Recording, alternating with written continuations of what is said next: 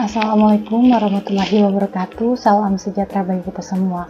Perkenalkan, nama saya Krisyanti Lydia, NIM 20200501077 dari jurusan Marketing Komunikasi Universitas Esa Unggul. Pada kesempatan kali ini saya ingin mempresentasikan sebuah materi dari mata kuliah Komunikasi Antarpribadi, yakni bagaimana cara kita ber-KAP dengan warga negara asing.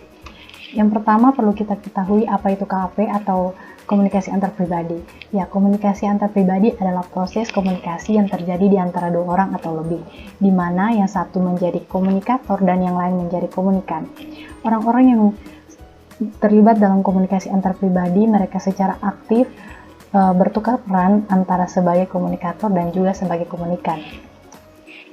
Ber-KAP dengan warga negara asing bisa melalui dua cara, yakni yang pertama dengan berkomunikasi tatap muka. Tatap muka ini misalnya ada turis yang datang ke Indonesia dan kita berkomunikasi dengan turis tersebut, atau kita yang ke luar negeri dan kita berkomunikasi dengan orang yang ada di luar negeri.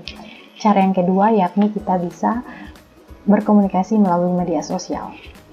Selanjutnya, tips-tips berkomunikasi dengan warga negara asing.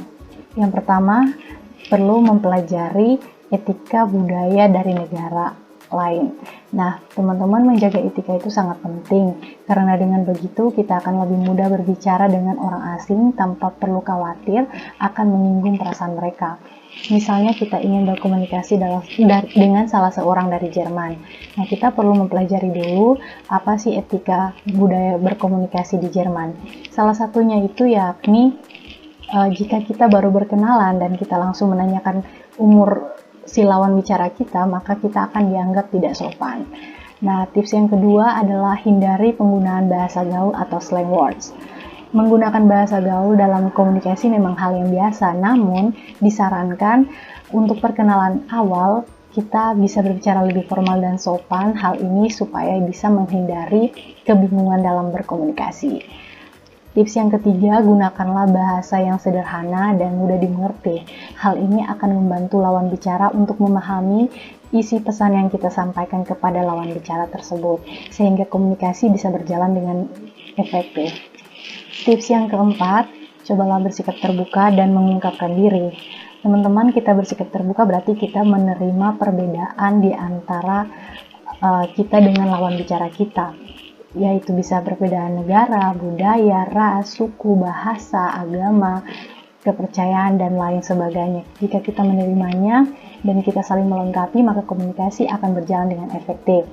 Setelah itu, untuk perkenalan awal, kita diwajibkan untuk mengungkapkan diri kita. Mengungkapkan diri ini yaitu kita memberikan informasi tentang siapa kita, yaitu identitas dan status kita, misalnya nama kita, alamat di mana kita tinggal, umur kita, hobi kita, status sosial kita apa kepada lawan bicara kita. Nah, dengan begini kita akan saling mengenal satu sama lain dan bisa menciptakan hubungan yang lebih akrab. Tips yang terakhir yakni jadilah pendengar yang baik.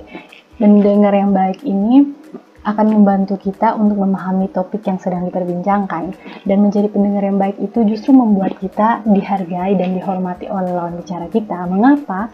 Karena ketika lawan bicara sedang berbicara dan kita fokus mendengarkan apa yang ia bicarakan, ia akan merasa dihargai. Dengan begitu dia juga akan menghormati kita. Selanjutnya, di sini ada beberapa contoh media sosial, aplikasi chatting online dengan orang asing yang saya gunakan. Yang pertama ada Ablo, Speaky, Skype, dan Tinder. Nah, dari keempat ini tentunya masih banyak aplikasi lainnya ya teman-teman. Yang pertama Ablo. Ablo ini selain dari kita bisa berkomunikasi lewat chattingan, ada juga fitur yang bisa kita video call sambil menjawab kuis dari aplikasi tersebut. Jadi kita bisa berkomunikasi secara langsung tetapi lewat media online. Dan untuk Speaky, Scout, dan Tinder, kita hanya bisa mencari teman dan kita langsung berkomunikasi chattingan dengan mereka. Nah, itu adalah presentasi saya teman-teman. Semoga bermanfaat dan membantu teman-teman yang ingin berkomunikasi dengan warga negara asing atau melatih skill bahasa Inggris teman-teman. Semoga membantu, dan sekian presentasi saya. Wassalamualaikum warahmatullahi wabarakatuh.